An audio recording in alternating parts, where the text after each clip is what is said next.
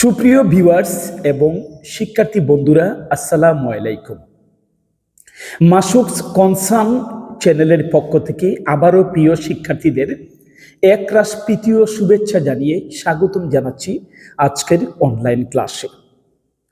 আজ আলোচনা রাখছি যুক্তিবিদ্যার আরও দুটি যুক্তি খণ্ডন প্রক্রিয়া বা বৈধতা বিচার নিয়ে, এবং যুক্তি দুটি হলো চতুষ্পদী অনুপপত্তি এবং অবৈধ সার্বিকীকরণ অনুপপত্তি। এ দুটি যুক্তির বিস্তারিত আলোচনা করছি। যুক্তি 5, চতুষ্পদী অনুপপত্তি বা ফোর টার্মস ফ্যালাসি। তো চতুষ্পদী অনুপপত্তি কি? চতুষ্পদী অনুপপত্তি হলো যে একটি সহানুমানে সাধারণত তিনটি পদ থাকে এবং তিনটি পদ দ্বারা একটি সহানুমানের আকার তৈরি হয়। এই তিনটি পদ হলো প্রধান পদ, অপ্রধান পদ এবং মধ্যপদ। এই তিনটি পদের স্থলে চারটি পদ দ্বারা যখন সহানুমানের কোনো আকার তৈরি হয় তখন সহানুমান লঙ্ঘন হয়। সেই লঙ্ঘনজনিত যুক্তি বা উক্তিকে বলা হয় চতুষ্পদী অনুপপত্তি। এবার একটি নমুনা দিয়ে চতুষ্পদী অনুপপত্তির মূল ব্যাখ্যায় যাওয়া যাক। নমুনা: আমার হাত টেবিলখানা স্পর্শ করে, টেবিলখানা মেজে স্পর্শ করে, সুতরাং আমার হাত মেজে স্পর্শ করে। যুক্তির উৎস: আলোচ্য যুক্তিটি সহানুমানের একটি দৃষ্টান্ত। সহানুমানের এই যুক্তি দুই আশ্রয় বাক্যের তিনটি পদের পরিবর্তে চারটি পদ ব্যবহৃত হওয়ায় যুক্তিটিতে চতুষ্পদী অনুপপত্তি ঘটেছে।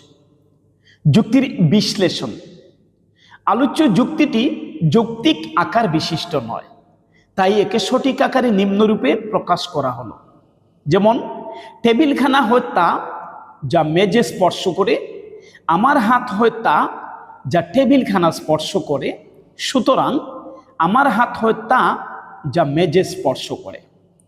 সহানুমানের এই যুক্তির দুই আশ্রয়বাক্য তিনটি পদের পরিবর্তে চারটি পৃথক পদ ব্যবহৃত হয়েছে। এদের মধ্যে কোনো সাধারণ পদ বা মধ্যপদ নেই। এটা সহানুমানের নিয়ম বিরোধী। যুক্তিতে ব্যবহৃত পদ চারটি হচ্ছে: 1, টেবিলখানা; 2, যা মেজে স্পর্শ করে; 3, আমার হাত; এবং 4, যা টেবিলখানা স্পর্শ করে। আসলে পদগুলোর দিকে তাকালে বোঝা যায় যে এদের মধ্যে কোনো মধ্যপদ নেই। মধ্যপদবিহীন কোনো যৌক্তিক আকার সহানুমানের বৈধ আকার হতে পারে না বা বৈধ আকার নয়। সুতরাং যুক্তিটি অবৈধ এবং তাতে চতুষ্পদী অনুপপত্তি দোষে দুষ্ট। যুক্তি 6, অবৈধ সার্বিকীকরণ অনুপপত্তি। তাহলে অবৈধ সার্বিকীকরণ অনুপপত্তি কাকে বলে বা বলতে আমরা কি বুঝি? খুব অল্প সংখ্যক দৃষ্টান্তের উপর ভিত্তি করে যখন কোনো সিদ্ধান্ত স্থাপন করা হয় তখন যে ত্রুটি ঘটে সেই ত্রুটিযুক্ত উক্তি বা যুক্তিকে বলা হয় অবৈধ সার্বিকীকরণ অনুপপত্তি। তাহলে এবার একটি নমুনা দিয়ে তার মূল ব্যাখ্যায় যাওয়া যাক। নমুনা: আমি এ যাবৎ যত মানুষ দেখেছি তারা সবাই স্বার্থপর, সুতরাং সকল মানুষই স্বার্থপর। এ যাবৎ কিংবা এ পর্যন্ত কিংবা অদ্যাবধি এরূপে কোনো উদাহরণ যখন তৈরি হয় বা কোনো যুক্তি উপস্থাপন করা হয় তখন সেটা খুব অল্প সংখ্যক দৃষ্টান্তের উপর ভিত্তি করে সিদ্ধান্তটি টানা হয়।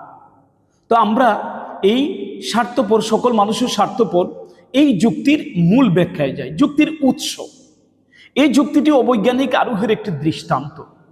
যুক্তিটি অপর্যাপ্ত দৃষ্টান্ত এবং আমাদের দৈনন্দিন অভিজ্ঞতালব্ধ অপর্যাপ্ত জ্ঞানের উপর ভিত্তি করে সিদ্ধান্ত স্থাপন করা হয়েছে। যুক্তির মূল্যায়ন: আলোচ্য যুক্তিটিতে খুব কম সংখ্যক দৃষ্টান্তের অভিজ্ঞতার উপর নির্ভর করে সিদ্ধান্ত স্থাপন করা হয়েছে। যদি দৃষ্টান্তের সংখ্যা আরো কিছু বাড়ানো যেত, অর্থাৎ আরো কিছু বেশি লোকের সাথে মেশা যেত, তাহলে হয়তো স্বার্থহীন কোনো লোকের সন্ধান মিলে যেত। তখন এই বিরোধপূর্ণ অভিজ্ঞতা নিয়ে উপরোক্ত সিদ্ধান্ত স্থাপন করা সম্ভব হতো না।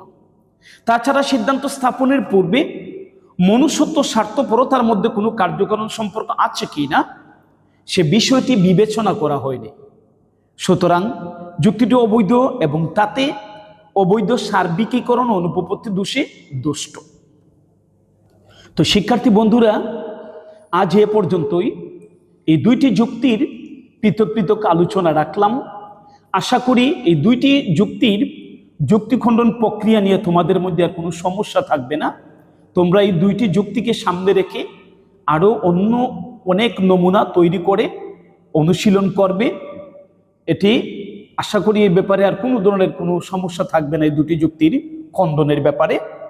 আর শেষ করার আগে একটি অনুরোধ, তোমরা যারা আমার এই চ্যানেলটিতে একদম নতুন তারা এই চ্যানেলটিকে সাবস্ক্রাইব করে বেল আইকনটি বাজিয়ে পাশে থাকবা। আর যারা ইতিমধ্যে সাবস্ক্রাইব করেছো তাদের সবাইকে আন্তরিক অভিনন্দন এবং কৃতজ্ঞতা জ্ঞাপন করে আবারও অন্য কোনো কন্টেন্টস নিয়ে আবার হাজির হব তোমাদের সামনে। সে পর্যন্ত সবাই ভালো থাকবা, সুস্থ থাকবা। আল্লাহ হাফেজ।